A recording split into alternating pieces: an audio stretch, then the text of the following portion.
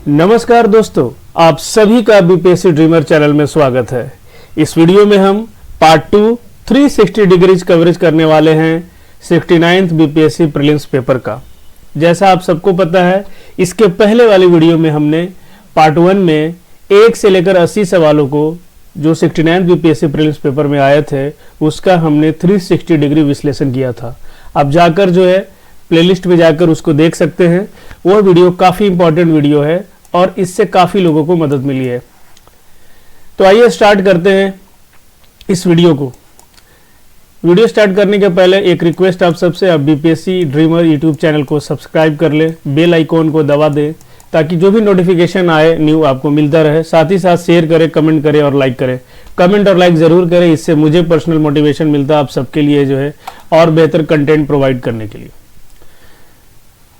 यह वीडियो जो है थोड़ी सी लंबी है, लेकिन कंटेंट और क्वालिटी से समझौता नहीं करने के कारण इसको मैंने थोड़ा सा लंबा बनाया है। लेकिन यह वीडियो आप सबके लिए जो है बहुत ही ज़्यादा बेनिफिशियल होने वाला है 70th पीटी के लिए। अगर इस बार वीडियो ये अच्छे से देख लिया आपने और उस हिसाब से आपने पढ़ाई की मेरे गाइडेंस में, तो इस बार 70वीं पीटी पार। सभी लोग जाके कमेंट सेक्शन में इस बार 70वीं पीटी पार जरूर लिखें। साथ ही साथ चैनल को सब्सक्राइब करें, कमेंट करें, लाइक करें, शेयर करें।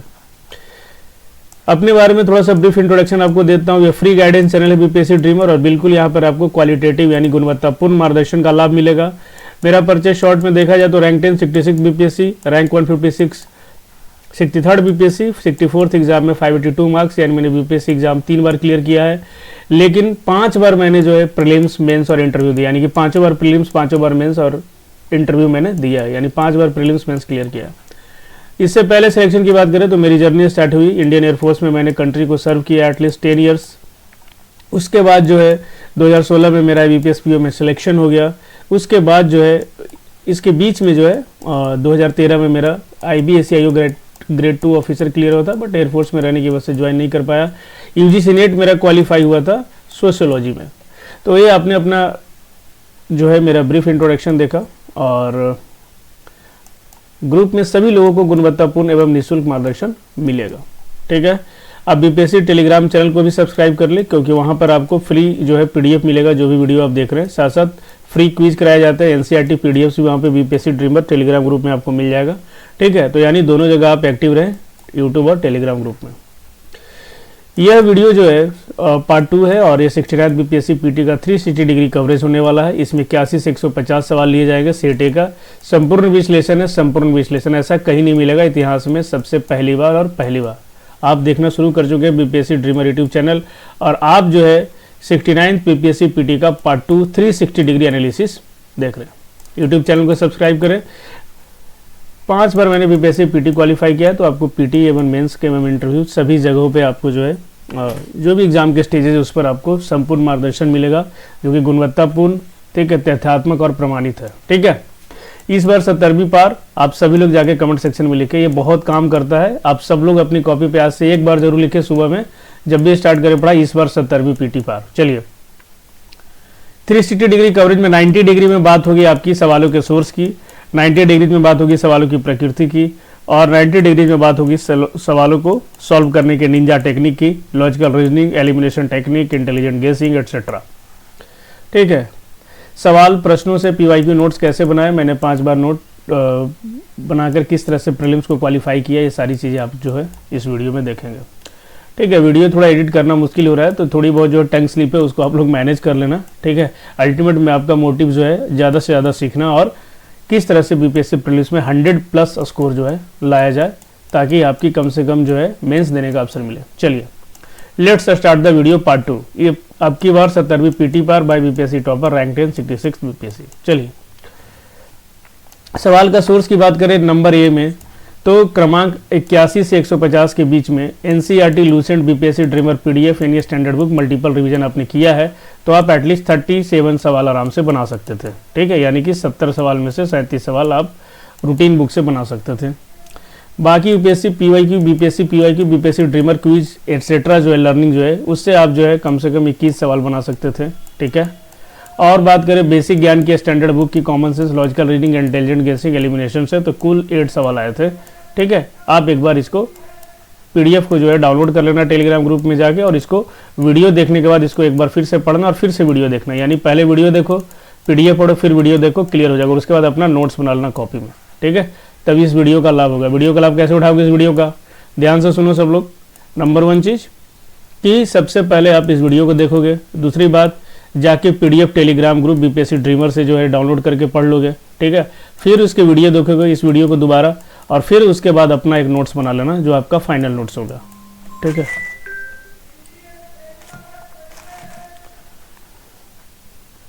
तो ये रहा आपका कुल मिला के मैथ और रीडिंग से 10 सवाल, ठीक है। दूसरा है सवाल की प्रकृति, ठीक है। बीपीएससी ड्रीमर यूट्यूब चैनल जो है आप सब्सक्राइब करें, साथ ही साथ लाइक कमेंट शेयर करें, ठीक है। सवाल की प्रकृति की बात करें तो इजी और मीडियम, सिंगल लाइन, यानी कहीं भी आपको मिल जाएगा। पीवाई भी लूसेंट में हो हल्ला सवाल होता है, बिल्कुल सबको पता होता है। बीपीएससी ड्रीमर पीडीएफ में मिल जाएगा आपको, कोई भी स्टैंडर्ड बुक में एनसीईआरटी में मिल जाएगा। तो ये होता है इजी सवाल यानी मीडियम सवाल, इसको हर कोई बनाता है और इसको बनाओगे तभी होगा एग्जाम। मॉडरेट का मतलब ये भी बनाने लायक होता है, बिल्कुल बनाने लायक होता है। मल्टीपल रिवीजन आप करेंगे तभी बना पाएंगे। थोड़ा कॉन्सेप्चुअल क्लैरिटी वाला सवाल इसमें आ जाएगा, थोड़ा कंफ्यूजन क्रिएट करेगा, और नियर टू टफ रहता है, टफ से थोड़ा सा ही कम रहता है। बट अगर आपने अच्छा से होमवर्क किया, अच्छा से रिवाइज किया, अच्छा से पढ़ाई किया तो ये हो जाएगा आपका, ठीक है। ये रहा मॉडरेट, ठीक है। Subscribe YouTube channel BPSC dreamer, please subscribe. A lot of hard work done by me, तो ये बहुत ज़्यादा टाइम लगता है, बहुत टाइम कंज्यूमिंग है, और आप सबके लिए हमारे हिसाब से बहुत इंपॉर्टेंट वीडियो है, आपके लाइफ के लिए इंपॉर्टेंट वीडियो है। जो भी लोग 2-4 नंबरों से छूट रहे हैं या जिनको पता ही नहीं कि तैयारी कैसे करनी है, ठीक है। टफ का मतलब हो गया मल्टीपल कॉन्सेप्ट आएगा इसमें, ठीक है। हार्ड टू रिमेंबर होता है, nothing not in the routine book, कहीं भी रूटीन बुक में नॉर्मली मिलता नहीं। थोड़ा बहुत गूगल सर्च रहेगा, थोड़ा बहुत कोई एक बुक से रहेगा, फिर थोड़ा सा कॉमन सेंस रहेगा, नहीं सब मिक्सर रहता है ना। पार्शियल याद आएगा और हार्ड टू रिकलेक्ट होता है, एग्जाम में इसको याद करना बहुत मुश्किल होता है, ठीक है। रैंडम का मतलब ये दिया ही नहीं कि आपको बनाने के लिए हर साल 150 में से कम 10 से 15 सवाल ऐसे रहते हैं जिनको आपको स्किप करना है, यानी उनको बनाना नहीं है, और आप कितना जल्दी उसको पिक करते हैं ये आपके ऊपर है, ठीक है।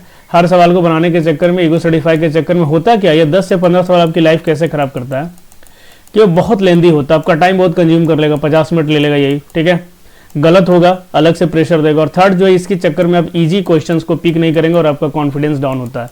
तो ये 15 सवाल एक बार फिर से इसको मैं रिपीट कर देता हूँ, बहुत इंपॉर्टेंट है, ठीक है। देखो ये सारी बातें आपको लग रही हो कि सर ये क्वेश्चन आप कब सॉल्व करेंगे, क्वेश्चन भी मैं सॉल्व करूंगा, लेकिन ये आपके लाइफ से जुड़ा हुआ है। यही सब गलतियां लोग आइडेंटिफाई नहीं कर पाते, पढ़ते रहते सालों के साल निकल जाते हैं, ठीक है। चलो आते हैं, रैंडम आपकी लाइफ कैसे खराब करेगा प्रीलिम्स में, यानी 10 से 15 सवाल हमेशा रहेगा और एक जगह नहीं रहेगा, अलग अलग जगह रहेगा, बीच बीच में डाला रहेगा ताकि आप उसी में उलझ जाते हैं। पहला, आपका 40 से 50 मिनट ले लेगा। दूसरी बात ये है कि आपका कॉन्फिडेंस को कर देगा डाउन, ठीक है। तीसरी बात क्या रहेगा, रॉन्ग होने के चांसेस 99% है कि गलत ही हो जाएगा, ठीक है। और उसके बाद फोर्थ क्या है कि आप जो सबसे ज़्यादा आपको नुकसान देने वाला है कि आप इजी और मीडियम क्वेश्चन में टाइम नहीं दे पाओगे, आपका पेपर ही पूरा नहीं होगा। और जब पेपर पूरा नहीं होगा तो आप समझ सकते हैं कि आप फिर वहाँ भी जाकर जो है जल्दी जल्दी टिक करेंगे और वो सवाल आपके सारे गलत हो जाएंगे, ठीक है। तो इस चीज़ को आपको ध्यान रखना है, ठीक है। अब आते हैं अगला सवाल में, सेट ए में, कि इसके जो है सोर्स तो हमने बात की, लिया प्रकृति की बात करते हैं। प्रकृति जो है आपका जो है इजी और मीडियम, यानी ये जो सवाल सबको बनाना था और आपने नहीं बनाया। ये कुल सवाल टोटल जो है 30 सवाल आए थे भाई, ठीक है, 80 से लेके 150 के बीच में। दूसरा मॉडरेट बनाने लायक था, दिमाग को यूज करोगे, रिवाइज करोगे, कॉमन सेंस लगाओगे, टाइम लोगे, थोड़ा बन जाएगा, ठीक है। पेशेंस रखोगे, हरी अप नहीं होगा, यानी कॉमन सेंस प्लस पेशेंस, ये सवाल आपको बना देगा, मॉडरेट वाला सवाल बन जाएगा, ठीक है। टफ का मतलब होता है बन सकता है, लेकिन इसमें बहुत सारा जो है बहुत सारे मेथड्स यूज करने पड़ते हैं। जैसे मैं बताऊंगा, इंटेलिजेंट गेसिंग आपको यूज करना पड़ेगा, लॉजिकल रीजनिंग यूज करना पड़ेगा, एलिमिनेशन टेक्निक यूज करना पड़ेगा, ठीक है, और रिस्क लेना पड़ेगा। विदाउट रिस्क का टफ क्वेश्चन आप सॉल्व नहीं कर सकते, क्योंकि अगर आप 50-50 में भी आ रहे हैं तो आपको सवाल को अटेम्प्ट करना है, नहीं तो कैसे रिजल्ट आएगा। और रैंडम वाला मैंने पहले ही बताया था, रैंडम आउट ऑफ बॉक्स है भैया, इसको टच मत करना, इसको दूर से प्रणाम कर लो कि भाई ठीक है तुम हीरो हो, तुम हीरो रहो, ठीक है। और 10 सवाल लगभग जो है मैंने इसको, मेरे हिसाब से 10 सवाल था। अकॉर्डिंग टू ये कैंडिडेट टू कैंडिडेट वेरी करेगा, बट मेरा जो है कैटेगराइजेशन करने का एक ही मोटिव है कि आप चीज़ों को जो है MCQ जो होता है एप्टीट्यूड वो डेवलप कर लो, पेपर को अंडरस्टैंड कर लो, ठीक है, और साथ ही साथ अपने पोटेंशियल के हिसाब से पेपर पे अटेम्प्ट करो, ठीक है, पेपर को अटेम्प्ट करो और एग्जाम क्लियर करो, ठीक है। मेरा सिंपल है पूरे वीडियो बनाने का मोटिव कि आप कम समय में इफेक्टिव तरीके से जो मैंने किया 5 बार 6 बार बहुत सारे लोगों ने क्लियर किया, हर बार करते हैं, तो उनकी तरह आप भी इस एग्जाम को क्लियर करो और मेंस लिखो भैया। जब तक पीटी नहीं होगा मेंस का कोई मतलब नहीं है, दूर दूर तक कोई मतलब नहीं है, मैं बता रहा हूँ, ठीक है। अभी कोई मेंस वेंस मत पढ़ो, चुपचाप प्रीलिम्स पढ़ो, ठीक है। चलो अब ये बोल बच्चन यहीं पे खत्म करते हैं और बढ़ते हैं आगे, क्योंकि टाइम थोड़ा ज़्यादा लग रहा है, बट मैं इसलिए एक्सप्लेन कर रहा हूँ कि अब 2 वीडियो में मैंने एक्सप्लेन कर दिया, आगे से जब भी एनालिसिस करूंगा तो और थोड़ा फास्ट करूंगा, क्योंकि इतनी चीज़ें आपको बताना हमारे हिसाब से बहुत मस्ट था। ये चीज़ें कोई नहीं बताता है, ठीक है। और आप देखना शुरू कर चुके हैं BPSC dreamer free guidance YouTube channel, इस चैनल को सब्सक्राइब करें, ठीक है। बहुत इंपॉर्टेंट चैनल है, आपका चैनल है, ठीक है। और ये आप सबके लिए जिनका सपना बीपीएससी क्लियर करना है, ठीक है। और मेरा एक ही मोटिव है, सपने किसी के भी मरने नहीं चाहिए, हाउस वाइफ हो या फिर वर्किंग प्रोफेशनल हो, जिनके पास फाइनेंशियल नहीं है, रिमोट लोकेशन में रह रहे हो, अगर उनके पास सिर्फ इंटरनेट एक्सेस है तो आपको वन ऑफ द बेस्ट चीज़ मिलेगी बीपीएससी के हिस्ट्री में, ठीक है। आप इमेजिन नहीं कर सकते हैं, ठीक है। आप पेड करके आप इतनी चीज़ें शायद ही सीख पाए, तो आपको एक जगह मिल रहा है फ्री में, तो उसका लाभ उठाए, ठीक है। टॉपर गाइडेंस का, मार्गदर्शन का लाभ उठाए। बदले में क्या है कि मुझे सिर्फ आपका अप्रिसिएशन चाहिए, आपका सपोर्ट चाहिए, आपके द्वारा मोटिवेशन चाहिए कि चैनल को सब्सक्राइब करें, लाइक करें, शेयर करें। चलो लेट्स स्टार्ट, ठीक है।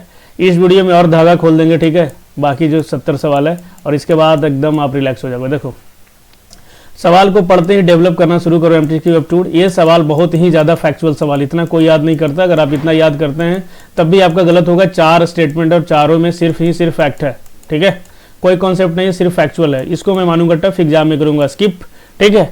लेकिन यहाँ पर क्या है कि आप इसको लर्निंग के रूप में ले लेना कि सतह के क्षेत्रफल के हिसाब से विक्टोरिया झील दुनिया की तीसरी सबसे बड़ी मीठी झील है, ये याद कर लो, क्योंकि आगे जब आए तो गलती ना हो।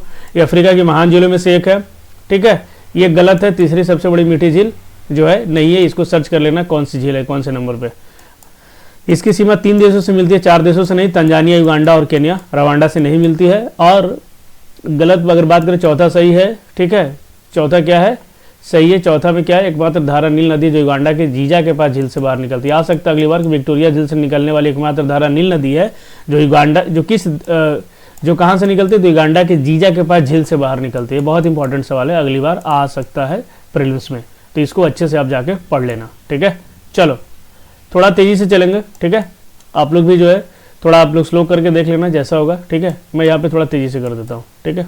चलो हीट वेव वाला सवाल बिल्कुल एनसीईआरटी का सवाल है, ठीक है। एनसीईआरटी रूटीन बुक में अवेलेबल है, इवन करंट अफेयर्स में भर भर के आता है, और ये कॉमन सेंस का भी सवाल है, ठीक। सिंपल बात है, पहाड़ों में 30 डिग्री में 40 डिग्री में हीट वेव आएगा और मैदानी इलाकों में 30 डिग्री में। ये तो भाई उल्टी बात हो गई ना, उल्टी गंगा बह रही है यहाँ पे, ठीक है। मैदानी इलाके जहाँ पे हम लोग रहते हैं, बिहार, यूपी, राजस्थान, ठीक है, जो भी है, तो यहाँ पे क्या है कि नॉर्मली टेम्परेचर 30 डिग्री होता है, 25-30, तो यहाँ पे हीट वेव जब आता है जब 40+, 45+ जाता है नॉर्मली। कॉमन सेंस मैं बता रहा हूँ, एग्जैक्ट डाटा के साथ नहीं। लेकिन यहाँ पे पहाड़ी इलाकों में तो भाई 20 डिग्री है नॉर्मल। क्यों पहाड़ों में घूमने जाते हैं? क्योंकि वहाँ पे टेम्परेचर आपको कम मिले, थोड़ा वेदर जो है प्लीजेंट मिले, इसलिए आप जाते हैं पहाड़ों में घूमने के लिए। हिमाचल हो, उत्तराखंड हो, एक्सेट्रा प्लेसेस जहाँ भी पहाड़ी एरियाज, तो वहाँ पे अगर 40 डिग्री होगा तो आप इमेजिन कर सकते हो कि क्या स्थिति हो जाएगा, सब कुछ जलने लगेगा, ठीक है। तो ये जो है क्रॉस स्टेटमेंट है, यानी कि मैदानी में 40 और पहाड़ी में 30, तो ये तो दोनों में से कोई नहीं होगा, यानी कॉमन सेंस, एनसीईआरटी और थोड़ा कॉमन ब्रेन, ठीक है। घबराएगा जो उसका सॉल्व नहीं होगा, सवाल को पढ़ना पड़ेगा। चलो अब आ जाओ इसमें, इस सवाल में क्या है, इस सवाल में भी जो है कॉमन सेंस, लॉजिक और पेशेंस है। हमें क्या है ना कि हमें क्या आदत पड़ गई कि सब सवाल, चारों ऑप्शन याद होगा, चारों प्लेस याद होगा तब ये सही होगा। ऐसे कभी सही नहीं होगा, एग्जाम पढ़ते रह जाओगे 10 साल निकल जाएगा, ठीक है। निकलेगा कैसे कि आपको जो भी आपका नॉलेज है ना, ज़्यादा नॉलेज की जरूरत नहीं है, जितना आपने पढ़ लिया भरोसा रखो उसी में आपको इसको निकालना है, ठीक है। अब देखो मैं कैसे इसको सॉल्व करता हूँ, ठीक है। कोलंबस के बारे में या तो मैगलिन के बारे में कम से कम सबको पता होगा, ठीक है। कोलंबस ने अमेरिका की खोज की थी, इटली का था, ठीक है। तो ए का 3 जैसे ही आएगा तो बाकी और कुछ नहीं पढ़ना। ए का 3 के बाद बी खत्म हो जाएगा आपका और डी खत्म हो जाएगा, ठीक है। अब सीधा सीधा क्या बचेगा, सीधा सीधा बचेगा आपका, और मैगलन का हो गया आपको पुर्तगाल, ठीक है। तो ये दोनों आप ए और सी में रिस्क ले लो, रिस्क लेना पड़ेगा 50-50। टफ सवाल है बट आप एलिमिनेशन थ्रू 50-50 में जाओ, ए और सी में से कोई भी ऑप्शन लो, सही हो जाएगा। यहाँ पे ऑप्शन ए सही है, इसका याद कर लेना। कोलंबस इटली का था, ठीक है। मैगलन पुर्तगाल का था, कॉटियर फ्रांस का था, और फ्रांसिस ड्रेक जो है, नाम है फ्रांसिस, बताया ये यूनाइटेड किंगडम का, थोड़ा सा ठीक था। अगला सवाल भी कॉमन सेंस का है, टफ सवाल है, मैं मानता हूँ टफ सवाल है, रैंडम सवाल भी है, बट इसको सॉल्व करने की दिशा में हम बढ़ेंगे, ठीक है। सवाल को ध्यान से पढ़े। यूएई एक देश है और उसके राज्य के बारे में पूछा, ठीक है। और यहाँ पर अगर आप डी ऑप्शन जाओगे तो कुवैत लिखा है। कुवैत और बहरीन खुद ही एक देश है, ठीक है। तो कुवैत और बहरीन कैसे यूए के अंदर आ जाएगा भाई, ठीक है। चलो एलिमिनेट हो गया। दुबई, शारजा, अजमान, जेद्दा, कुवैत, बहरीन, यहाँ भी कुवैत बहरीन है, ये भी नहीं होगा। अब बच गया Abu Dhabi, Dubai, Sharjah, Ajman, ठीक है। उसके बाद अल कैन, फुजैरा, रास अल खैमा, अल कैन, फुजैरा, रास अल खैमा, दम्मम, ताइफ, दुबई, ठीक है। तो ये जो है सऊदी अरब का कैपिटल जो है रियाद है, ठीक है। सऊदी अरब का कैपिटल क्या है, रियाद है, ठीक है। तो ये थोड़ा सा देख लेना, इसमें भी थोड़ा सा किक था कि रियाद शायद नहीं हो, तो मतलब ए और सी में से आप जा सकते हो। बी और डी तो मतलब नींद में मारेगा तभी बी और डी मारेगा। कोई कंट्री दूसरे कंट्री का रियासती रियाज कैसे हो जाएगा, राज्य कैसे हो जाएगा, ठीक है। टफ था बट 50-50 ऊपर दोनों सवाल टफ थे, ये वाला और इससे ऊपर वाला, बट आपको 50-50 में लेना है, ठीक है। चलो, सुवर्ण रेखा किस नदी किस गांव से निकलती है, तो भाई ये बहुत टफ था, ठीक है। और इसमें अगर एलिमिनेशन करने में जाएंगे इसको स्किप करना चाहिए, एग्जाम में छोड़ देना चाहिए। दिखने में छोटा है बट इतना ईगो पे नहीं लेना है। देखो बट लॉजिकल जाओगे तो इसको ऐसा सही कर सकते थे। ओरा, मांझी, मंदार। मंदार हिल्स कहाँ पे होता है, ये है बिहार में है, ठीक है। कहाँ है मंदार हिल, कमेंट करके बताना नीचे। भागलपुर की बाग का कहाँ पे है। चलो, और बाकी 33% में कोई भी हो सकता था। बहुत टफ सवाल है, एग्जाम में छोड़ दो, बट यहाँ पे याद कर लो स्वर्ण रेखा नगरी से निकलती है। अगला आ गया कि बिहार में वन्य जीव अभ्यारण्य बिहार में कहाँ कहाँ। देखो 4 ऑप्शन है, वाल्मीकि, दुधवा, गजनेर, भीम बांध, ठीक है। सिंपल है कि जब ये चारों आया है तो हमें जो है बेसिक जो है जो भी किताब पढ़ी है उसमें एक इन्फॉर्मेशन आपको मिली होगी, सबको जानता है, बच्चा बच्चा जानता है, ठीक है। वाल्मीकि राष्ट्रीय उद्यान बिहार में, पश्चिमी चंपारण में, ठीक है। तो ये तो सिंपल है कि आपको पता था कि बिहार में है। तो जब एक है तो एक वाला कौन कौन ऑप्शन है, एक वाला ए है और डी है, तो ऑटोमेटिक बी और डी खत्म हो जाएगा, ए और सी में एक है, ठीक है। तो अभी रहने देते, बाकी आगे पढ़ते। दुधवा सबको ही पता है, यूपी में है, ठीक है। नहीं पता है तो भाई इतना राष्ट्रीय उद्यान इंपॉर्टेंट कम से कम जाके पढ़ लो, ठीक है। नेशनल पार्क इंपॉर्टेंट है, 106 107 जो भी हो उसमें जाके कम से कम बिहार यूपी ये सब का थोड़ा इंपॉर्टेंट वाला पढ़ लेना, ठीक है। नहीं तो तुम लोग कमेंट करना, एक वीडियो भी बना देंगे कि फिलहाल उतना इंपॉर्टेंट नहीं है, आप लॉजिकली इसको आराम से इजीली कर सकते हो। जब दो जो है यूपी में है तो ऑटोमेटिक है कि 2 तो रहेगा, नहीं तो चलो ये भी खत्म हो गया, बी और डी तो ऐसे भी खत्म है। गजनेर, भीम बांध बहुत ईजी है, मुंगेर में हर बार जो है सवाल आता है एग्जाम में, और बहुत ईजी रूटीन बुक में हर जगह अवेलेबल है। अगर ये सब नहीं पढ़े भीम बांध वाल्मीकि तो फिर आपका कुछ नहीं हो सकता भाई, ठीक है। फ्रैंकली स्पीकिंग, जल्दी से जो है रिवाइज करना, पढ़ना शुरू करो, ठीक है। चलो, तो यहाँ पे आपको क्या हो गया, गजनेर जो है राजस्थान में है, और हमें क्लियर हो गया कि 1 और 4 है, तो 1 और 4 सिंपल है, ये में है, ज़्यादा दिमाग नहीं लगाना। चलो, गैग्नेटिक डॉल्फिन के बारे में यूपीएससी टाइप का सवाल है, और इस तरह के सवालों में आइदर आप स्किप करो, आइदर आप जो है पढ़ो इसको, और पढ़ के पूरा चारों ऑप्शन पे जाना बहुत मुश्किल है। तो आइदर स्किप करो, आइदर जाना है तो उपयुक्त सभी के साथ जाओ, अगर इस तरह की चीज़ें हैं तो, ठीक है। आइदर मेरे हिसाब से स्किप करो, लेकिन आप जो है मारना ही चाहते हो, अगर रिस्क फैक्टर होता है ना कि इंट्यूशन वाला, तो इंट्यूशन में डे ही लेके जाना ऑल ऑफ द अबव से, ठीक है। गंगा नदी की डॉल्फिन को IUCN में इसको इंडेंजर्ड बोला गया, साथ ही इनका लेंस होता है जो प्रभावी ढंग से अंधा बनाती है, क्रिस्टलीय नेत्र लेंस होती है, नहीं है इसके पास, ठीक है। और उसके बाद फिर यहाँ पर आप देखेंगे कि इको लोकेशन का उपयोग करके आगे बढ़ती है, मतलब टकरा के जो आवाज़ें आती है उसी से आगे बढ़ती है। बेसिकली इसको दिखता उतना ज़्यादा नहीं है, ठीक है। और इसे राष्ट्रीय जलीय जीव के रूप में मान्यता दी गई है। कब दी गई है इसको कमेंट सेक्शन में जाके बताना, ठीक है। आप लोग बता नहीं रहे हो, सिर्फ सुन रहे हो, और अपने लेवल पर भी कुछ करो, पढ़ाई करो, लिखो जाके ग्रुप में नीचे इसमें कमेंट में, ठीक है। चलो, जितना ज़्यादा आप इंगेज होगे उतना ज़्यादा आपके पढ़ने में मन लगेगा और आप जल्दी एग्जाम को क्लियर कर जाओगे, ठीक है। मेरा ये है कि टाइम वेस्ट मत करो, अपने लाइफ का बहुत प्रीशियस टाइम है, क्लियर कट गाइडेंस मिलेगा और आप क्लियर कट स्टडी अपने लेवल पर करो, ठीक है। दोनों का कॉम्बिनेशन हो जाएगा, रिजल्ट हो जाएगा आपका, ठीक है।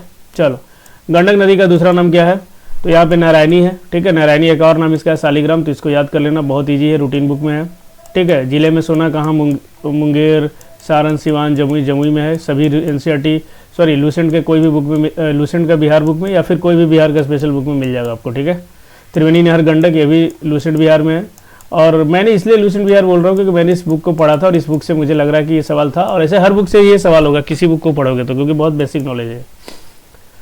अगला देखो, घाना तट पर सोने के समृद्ध प्लेसर जमा पाए जाते हैं, ब्राजील में सोने की सराय पाई जाती है, और ये महाद्वीप अटलांटिक तट के एक साथ संयुक्त है। अगर आपको मैप में इसलिए बोलता हूँ कि पढ़ो, अगर जो मैप पढ़ेगा उसके लिए आसान रहेगा, अदरवाइज इसको छोड़ना पड़ेगा, ठीक है। मैप पढ़ेगा आराम से बनाएगा, मैप नहीं पढ़ेगा छोड़ना पड़ेगा। चलो यहाँ पे आते हो, बताते हैं आपको कैसे करना था, ये सीख लो, ठीक है। देखो, ये है आपका अफ्रीका, ठीक है, और ये है आपका ये अटलांटिक ओशन है, ठीक है।